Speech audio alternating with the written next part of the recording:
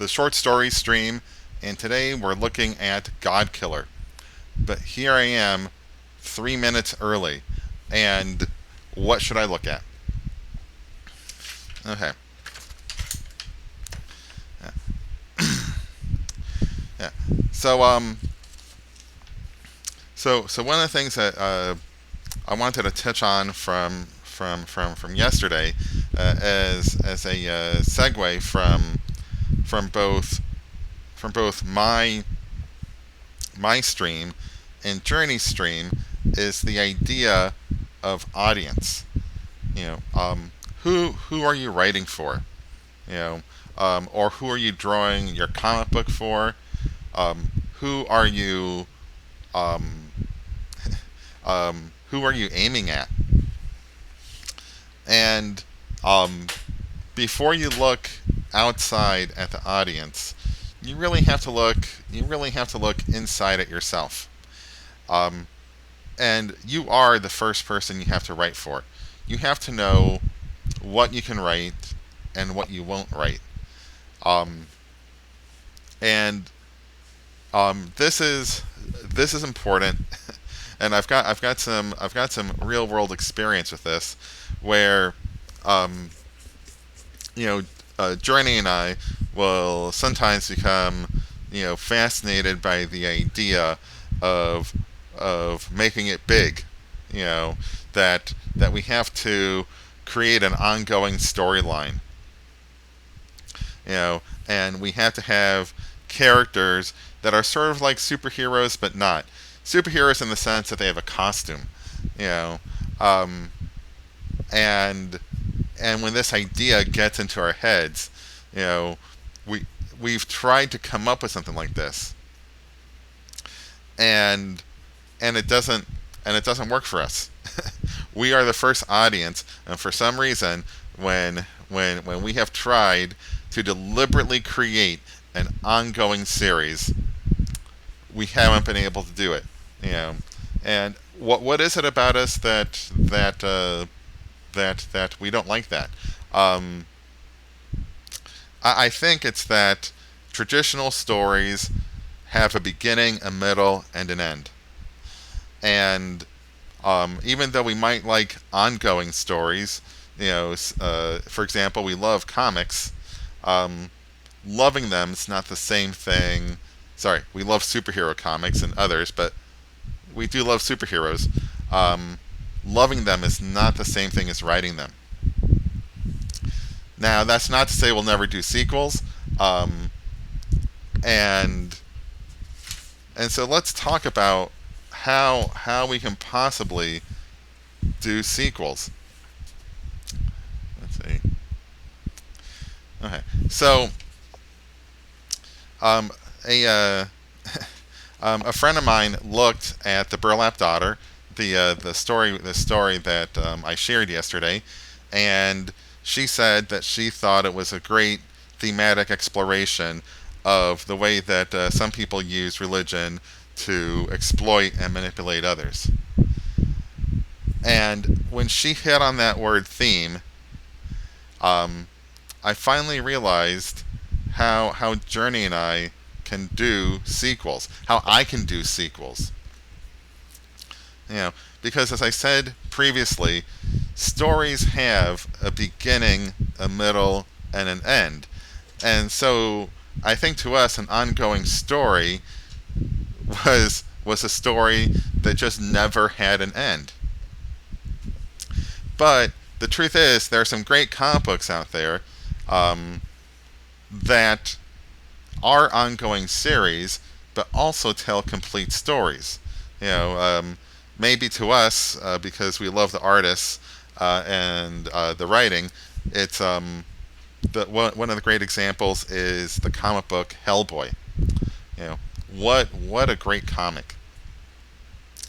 And Hellboy is typically collected into graphic novels or printed as a series of short short stories, or a mini series that has, guess what, a beginning, a middle, and an end.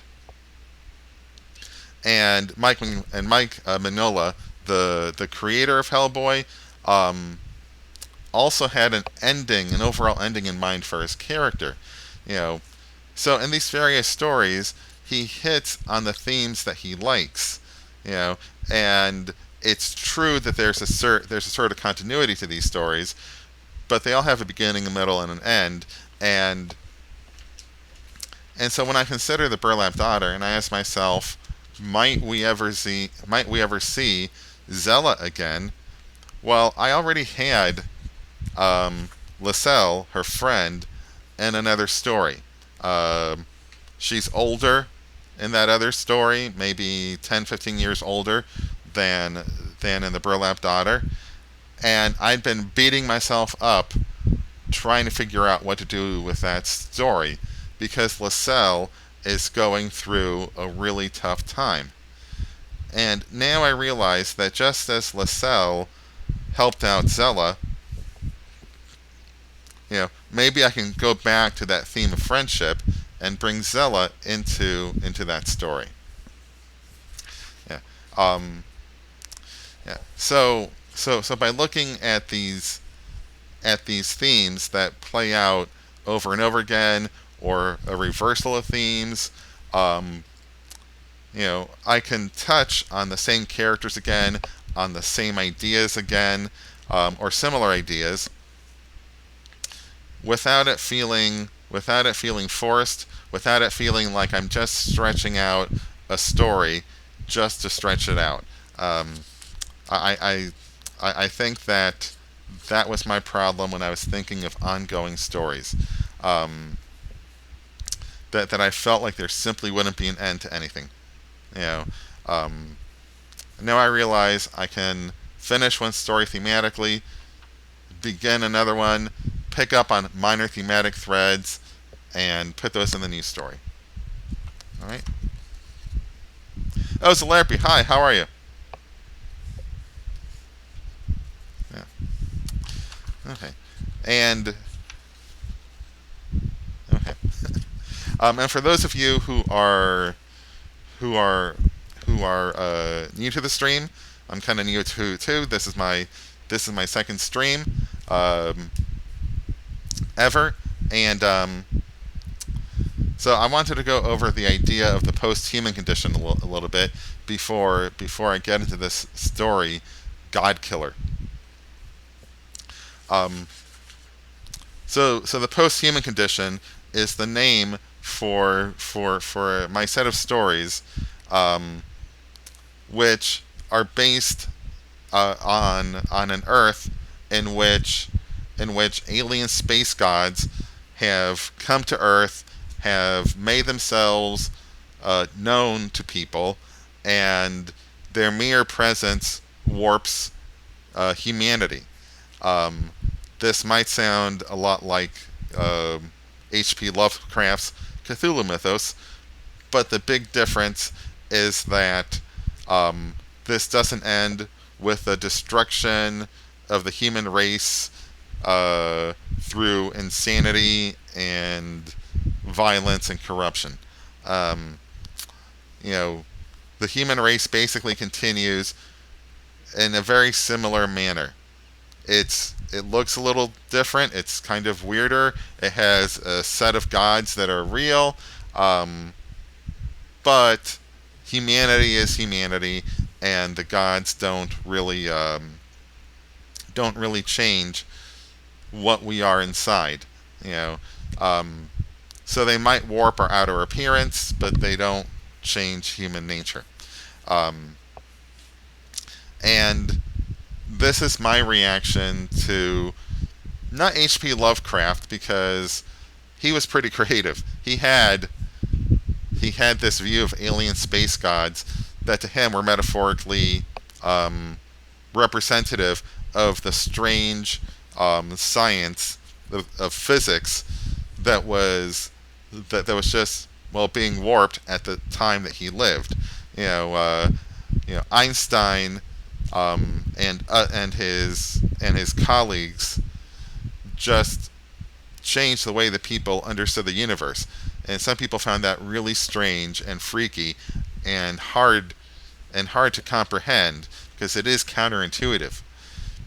And Lovecraft was one of those. It really messed with him. So he takes all those feelings and he puts it into these alien space gods. Now, it's not true that every writer does that, but it is true that some writers, many writers, will take their personal feelings and consciously or subconsciously put them in their writing. Um, Lovecraft also did that with his fear of aliens breeding with humans, sadly reflecting a racist a racism that he had, is his fear of of people of different races mixing. Yes, Larry, quantum mechanics is freaky, you know, and it, yeah, but it works. It's been tested over and over again. You know, the scientists make predictions, and then they test them, and the predictions are proven correct. At least a lot of them. Yeah. So anyways, Lovecraft had that fear, and he had those fears, and people have been piggybacking off those fears for almost 100 years now, and I'm like, I'm not scared. I'm not scared of physics that of over 100 years ago. You know, um, I'm not scared of the speed of light. I'm not scared of Heisenberg's uncertainty principle. You know, um, these are things I was taught in middle school and high school. So I was probably like a lot of you. So I was always taught that when we look at our world, all the stuff that we think is normal is not. That stuff that looks solid is actually composed of many little molecules, and there's spaces between them, and they interact in strange ways. And so what? And I was certainly never taught to be to be afraid of people of different races, you know, getting married and having children. Quite the opposite.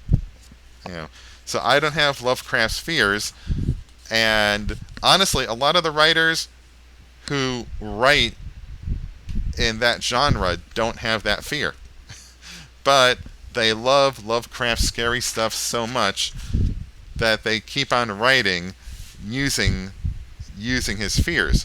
You know, and at some point, I just think that after 100 years or so, maybe we can look at Lovecraft differently. So I look at what scares him, and I say I'm not scared. I just say that it's really what the world is like. It can be good, it can be bad, and so for me, it's not always horror. And what he finds scary is not what I find scary. So, so the post-human condition uses alien space gods, uses aliens like he did, uses a certain amount of madness. Yeah. Hey, Journey, how are you? And Ink again, hello. Yeah. So, anyways, it's Lovecraftian without the fear, and instead that's what the post-human condition is. Instead, it embraces those things that Lovecraft is afraid of. So now we take a look at the God Killer. Okay, and I think Journey's going to be happy that I put the pitch right at the top. I'm learning, Journey.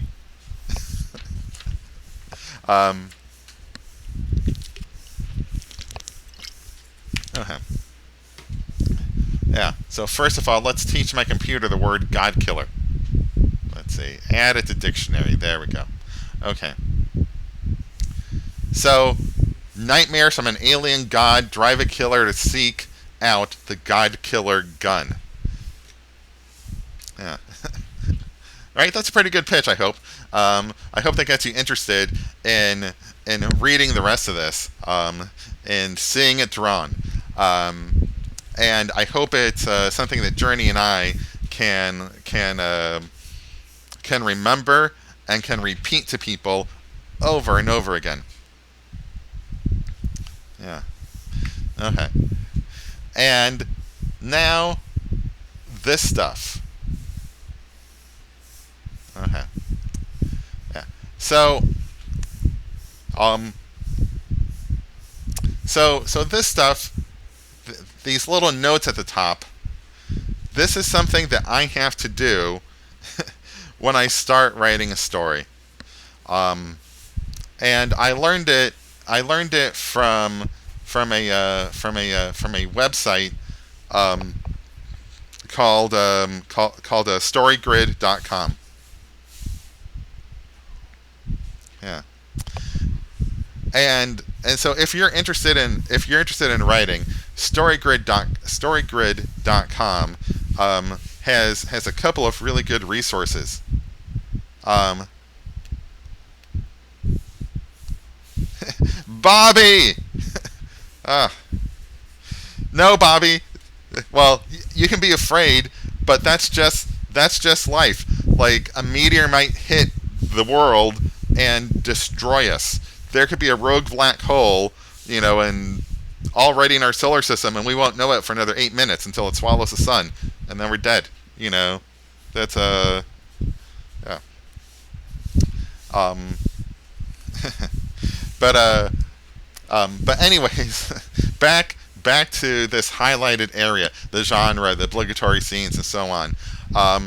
I got this from storygrid.com.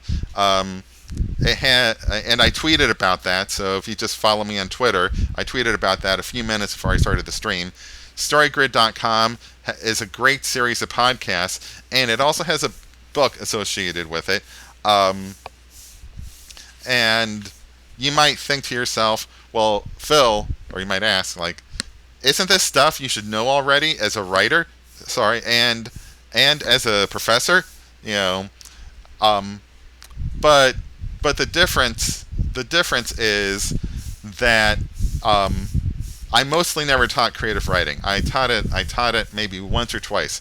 So for the most part, when I would teach short stories, I was teaching them as literature. I was looking for themes, ideas, character development, and the StoryGrid podcast and the StoryGrid book are written from the point of view of an editor. Well, and the podcast is from the point of view of an editor who's trying to get you published and who's trying to get you to do the things that writers do. And so it's a different point of view. Yeah.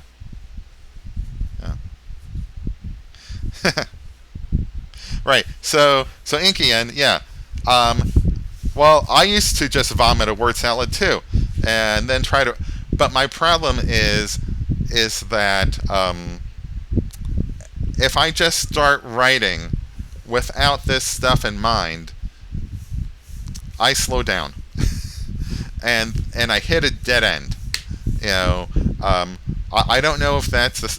I know that's not the same for everybody, but I know that this worked really well for me. Yeah. That's right, Bobby. You were in that class. And for some reason, I always imagined that you were in my science fiction class, and I always gave you shit for not having read like the fantasy and sci-fi stories that I would keep on mentioning. Of course, it was your brother who was in my sci-fi class. Yeah. Hey, Lean, how are you? Hi, Lean. Yeah. So anyways, the StoryGrid podcast and the StoryGrid book, both of them helped me a lot. Just to keep this stuff in my head. Now they don't have the pitch in that book. I went ahead and added that because that's important to me and Journey. All right, and one thing I want to point out. Personal conflict means conflict between persons in the story grid system. You know, so inner conflict is what's on the inside. Personal conflict is between persons, and then there's social conflict, which is society coming down on you. But there is no social conflict in this story. Okay. And now we take a look at the story. Okay. Let's see. Shit. Okay. Yeah. So this one is in much rougher shape than Burlap Daughter, which, after looking at Burlap Daughter again, I think it needs one more draft, but it's not really going to change. This is an early version. It's not complete. This is basically the first part of the story. And let's see. Now, yeah. Oh. By the way, Haleen, Story Grid was actually developed for novels, but I've always written as few words as possible, not on purpose. It's just the way my mind works. So, so like if a teacher asks for like a 6 to 10 page paper, I was always a guy writing 6 pages. Now, they were 6 good pages, I'd get an A. But I'd struggle to make it up to 6 pages. I'd struggle to make the minimum page count. So I'm actually not sure if I'll ever write a novel. But I still found the ideas in it very helpful. Yeah. Okay. So anyways, let's take a look at this. Inky, if you follow me on Medium.com, you can see the Burlap Daughter. Yeah. Let's see. And if anybody can find that link and post it, that'd be great. Let's see. So now let's take a look at this story over here. The noise of the crowd at the Apopka Gun Show swarmed the alley where Crace and Haley were standing. Behind Haley's car, its trunk open. Shit, Crace said, rubbing his eyes, scanning Haley's guns. Had a bad dream, Crace said. Then he thought, maybe I should kill someone. Yeah, a bad dream? I was a shark swimming through space like I was flying, and I swam through the moon like it wasn't there, and when I got to Earth, I had anything I wanted. Crabs, ferns, dinosaurs, you name it. But then I slowed down and I stopped, and it was like I was drowning alive, but like I'd never die. Man, that's weird, Haley said. He reached into his trunk and pulled out a gun case the size of a large lunchbox. He handed it to Crace. Don't open it yet, Haley said. Why? That gun gives me nightmares. Jimmy owed me money, so he'd call me. Told me he had a one-of-a-kind gun that would cover the debt. I thought it was more of his bullshit, but what the hell?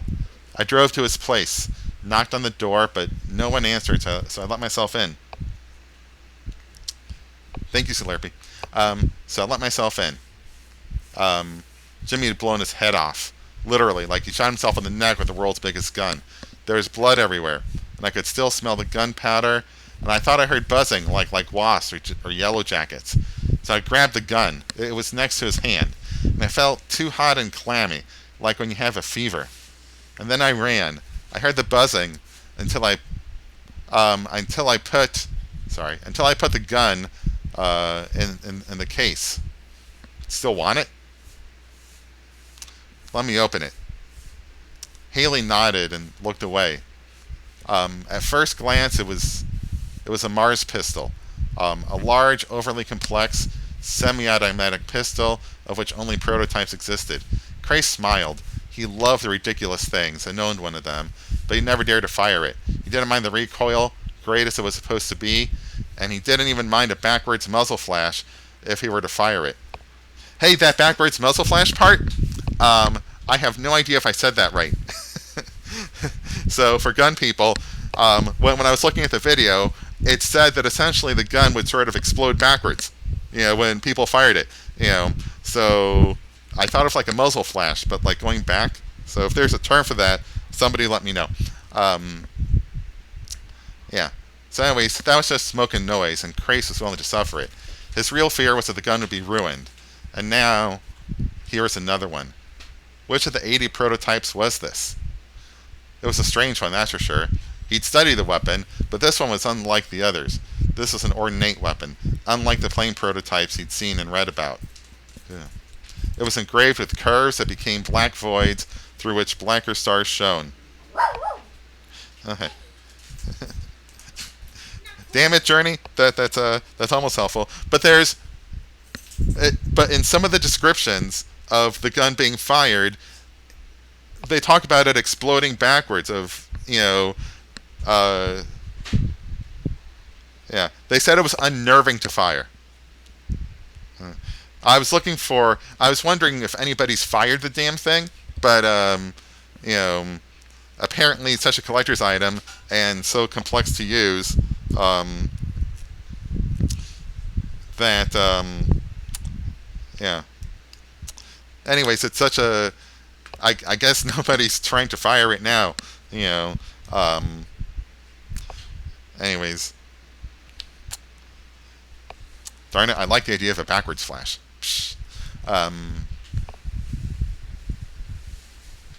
Okay, so where were we? It was engraved with curves that became black voids through which blacker stars shone. And when he ran his fingers over the curves, they were indeed hot and wet, like blood spilling out of a wound. He remembered cutting a dog's throat once, one hand slitting its throat, the other hand holding its head. Let's see. By the way, I should say his knife slitting its throat. Crais is pretty awesome, but he doesn't have like razor sharp fingers. So a knife slitting its throat, a hand holding its head, his body on top of the dog's body, holding it down, himself covered in sweat and dog's blood. After that, shooting his target had been anticlimactic. But this gun, to use it would be thrilling.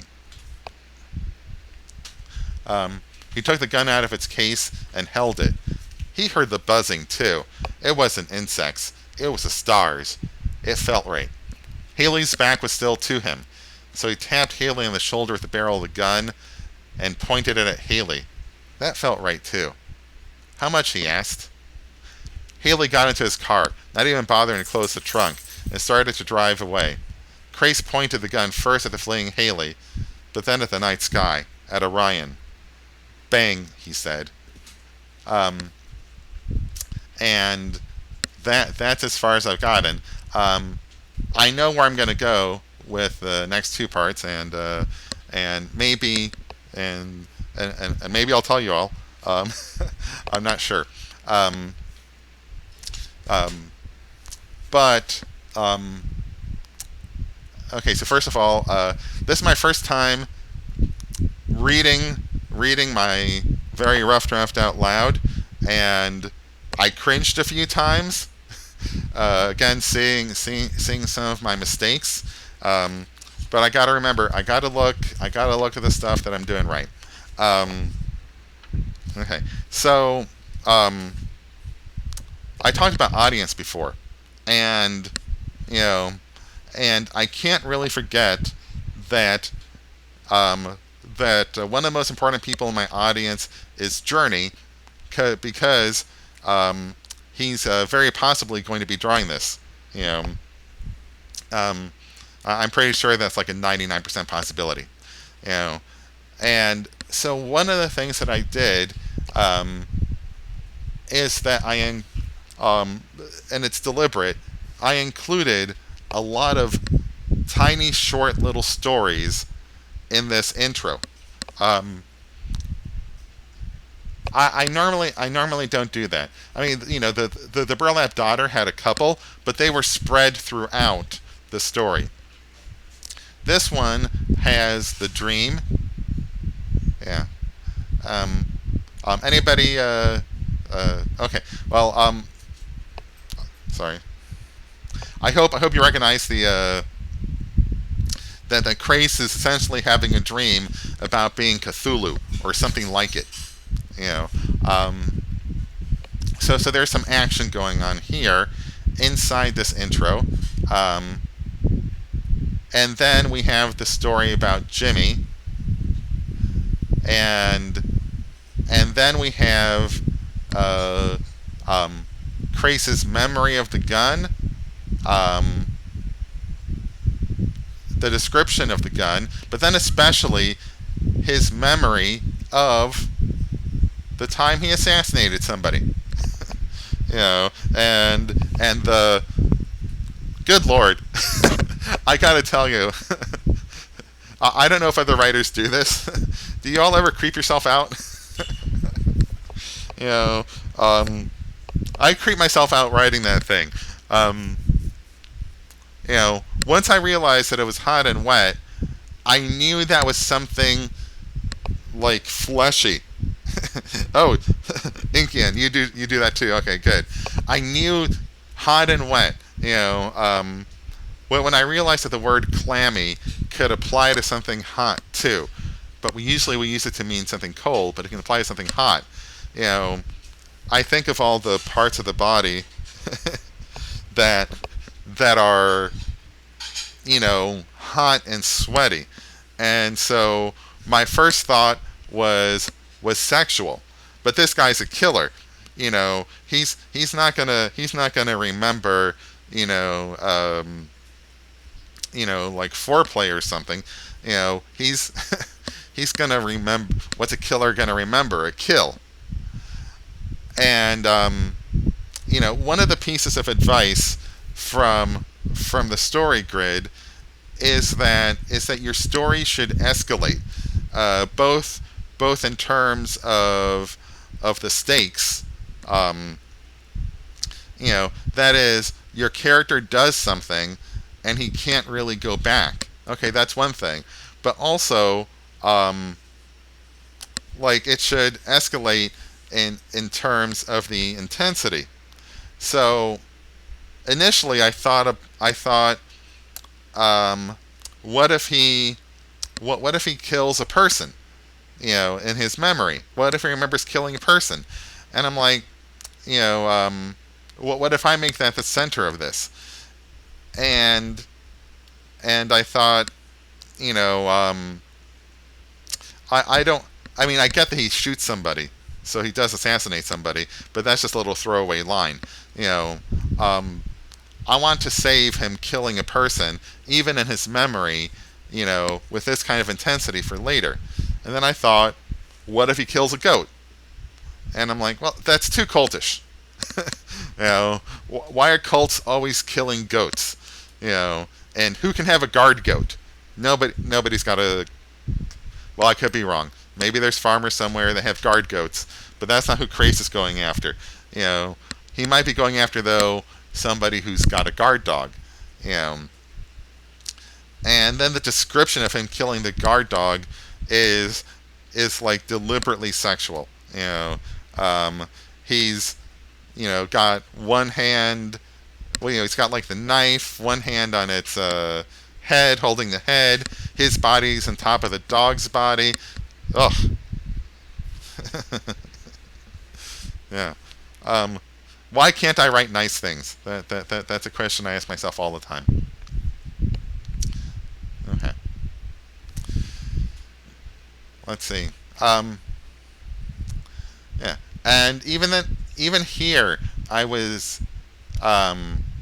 Okay. So, again, another Cthulhu reference. The stars are right. Then here's another question I have for myself. Like, nice things are boring in Kian. Yes. Why can't I do Family Circus? Um, so so where was I? I was wondering, should he kill Haley? You know, and again, it would be too early for him to do that. You know, um, so but there's Menace. I liked that I created Menace all the way back in the beginning. Maybe I should kill someone. That's pretty damn menacing. You know, and so that leaves you as the reader in a state of suspense. Is he going to kill Haley? You know, look at Haley, by the way. Haley's so scared of the gun, he's more scared of it than he is of Crace. And he should be scared of Crace. Crace is scary. Crace did consider killing Haley. You know, somebody who can consider killing you, you know, just cause that person's pretty damn scary. That the gun is worse says something about the gun. Um, yeah. So and so we have the Menace. We also have foreshadowing. You know, um, and this might be the only reason to change the title God Killer. that, that's a bit on the nose. Um, you know, yeah. When he points the gun at the night sky, at Orion,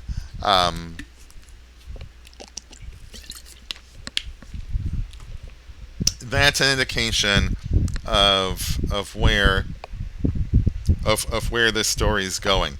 Um, you know, if the title wasn't enough, uh, it's such a good title, but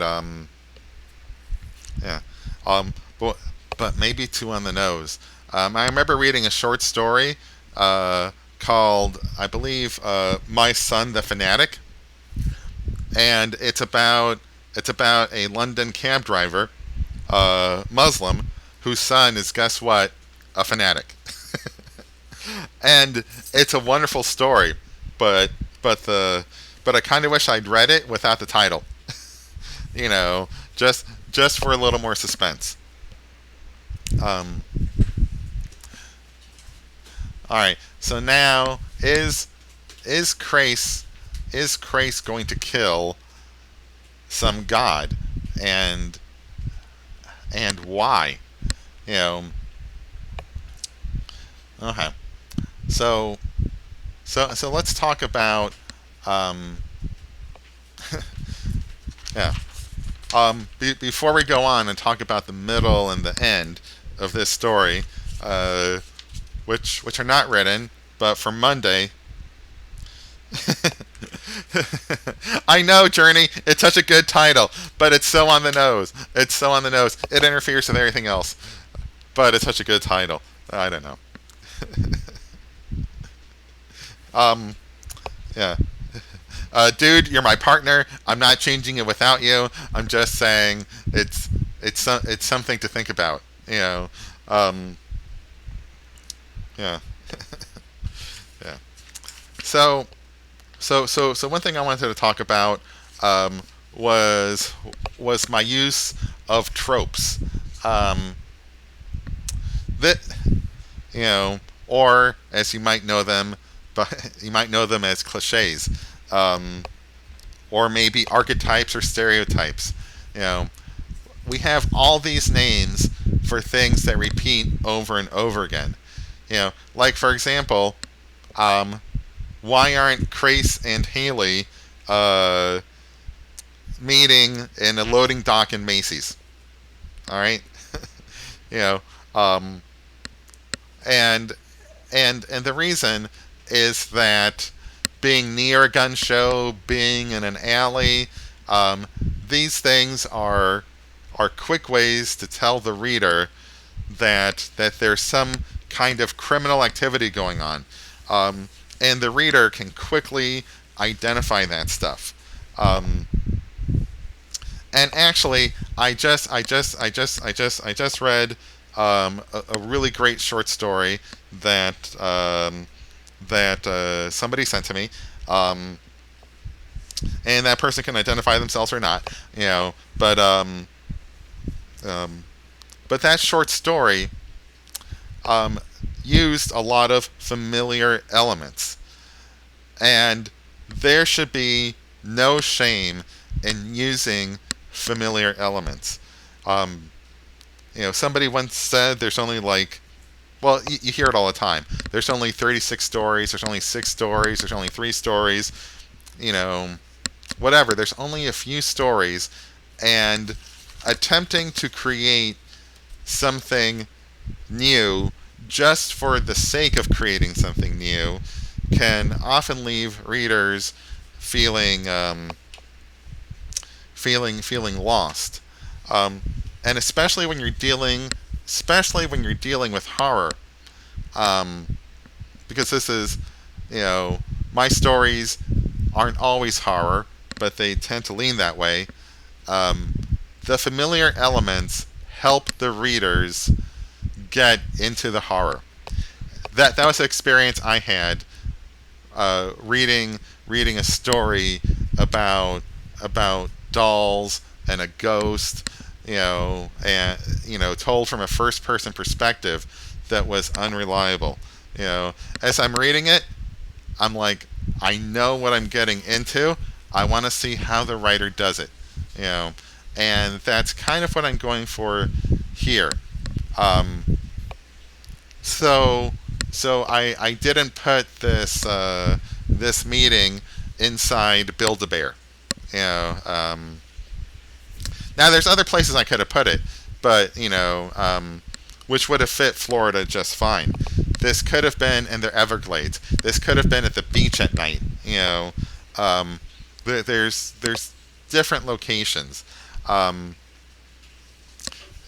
But there's nothing wrong with the alley. There's nothing wrong with a nearby gun show. It's logical. Yeah.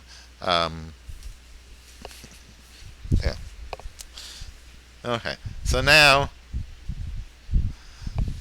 let's go on to the middle. Even though I haven't built it yet, let me discuss the middle and ending of this story.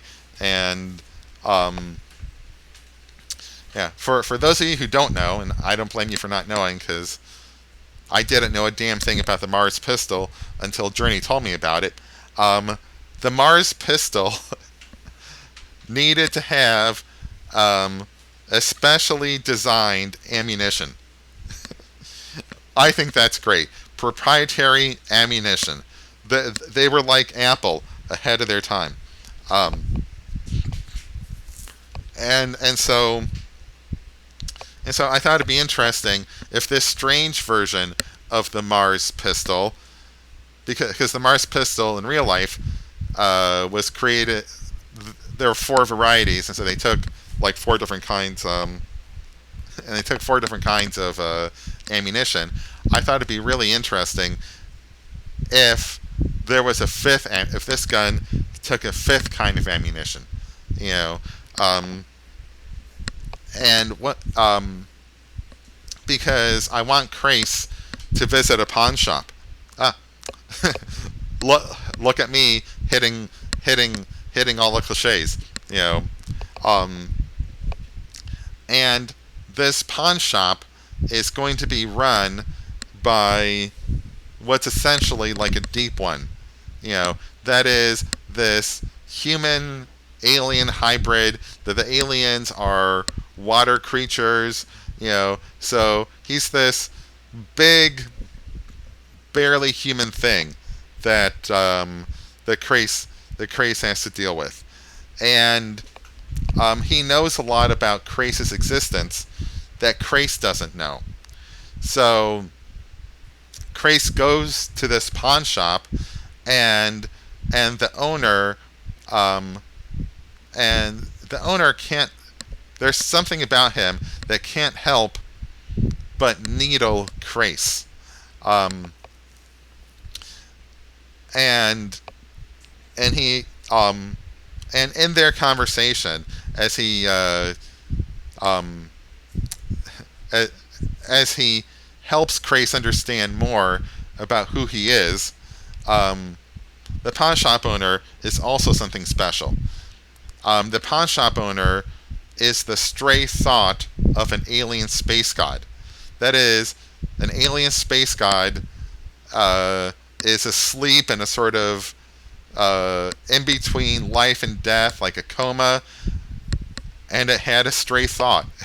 And that stray thought became the creature that eventually dragged itself out of the ocean and is now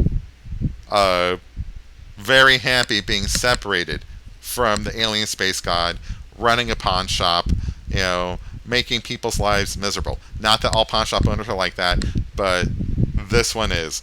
He's a very malicious son of a bitch who likes secrets and gossip, and tormenting people with both.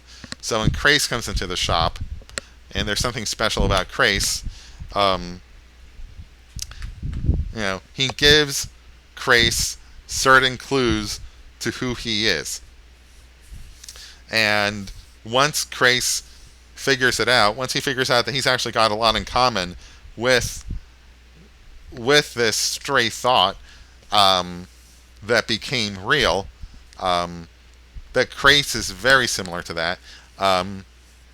Crais kills him and takes the ammunition. Now, well, thank you very much, Helene. Yeah. And so he takes the ammunition, and then Crais goes, in the third part of the story, Crais goes into the ocean, not swimming into it. He takes a boat, and he's seeking something, and I haven't determined the exact location. Is he going to go to the Arctic? Is he going to dive deep into a trench? Is he going to go to an island? I kind of like an island, to be honest.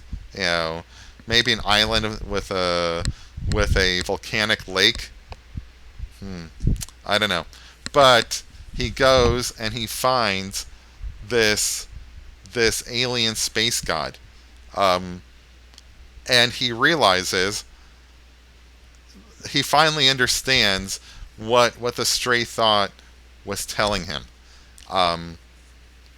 That Crais himself is something like a stray thought.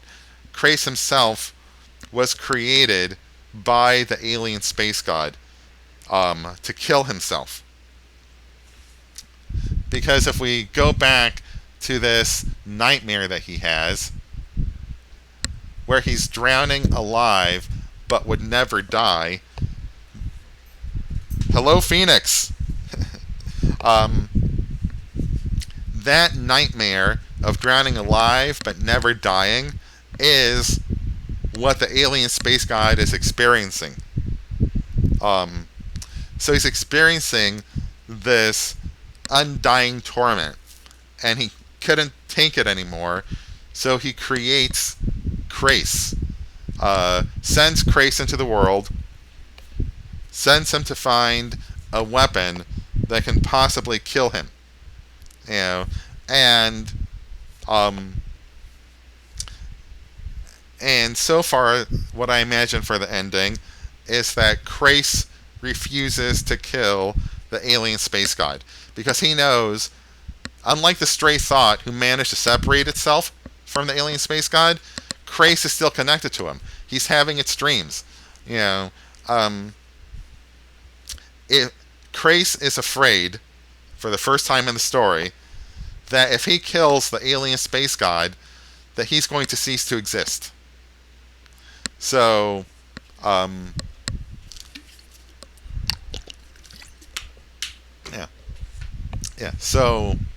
So he doesn't kill him. Instead, he leaves the alien space god writhing in its agony, and he leaves the island or wherever he is, and goes to make his way in the world. And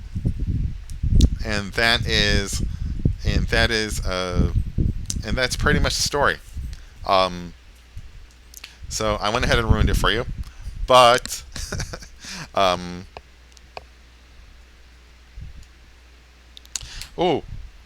Helene, thank you, thank you very much.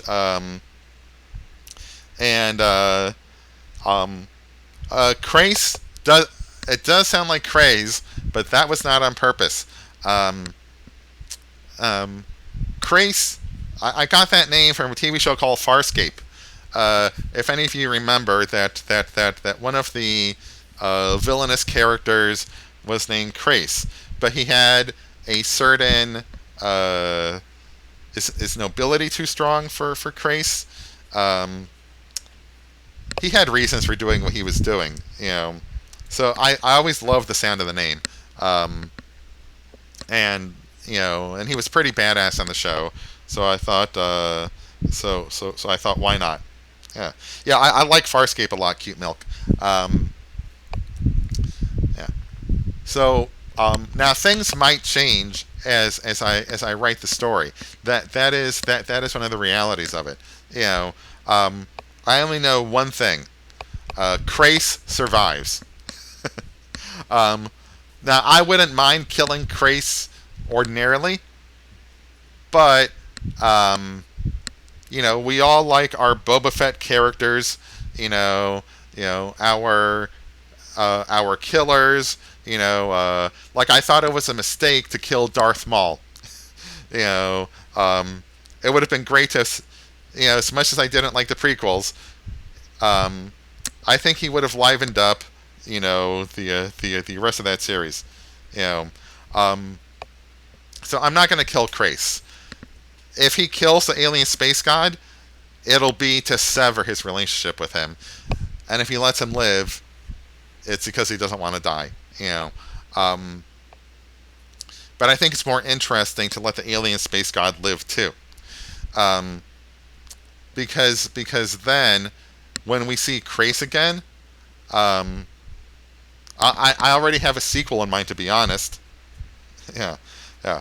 Um, if if Crace lets the alien space god live, the alien space god Crace will become the hunted. You know, um, See, in this story, Crace is the hunter, and now we go back full circle to the idea of themes. You know, um, yeah. So Crace is a hunter in this story, um, and and in the sequel, Crace would be the hunted. Because the alien space god would be terribly angry that this thing he created to kill him won't even do that. Disobeys him. It would just drive him nuts. You know, um, and he would spawn these angry, terrible monsters who would go after Crace. You know, um, yeah. So Blue Phoenix. Uh, um, in terms of naming characters, it's hit or miss. Can I tell you the hardest thing for me? Naming the alien space gods. If you look at Burlap Daughter, I give them names that are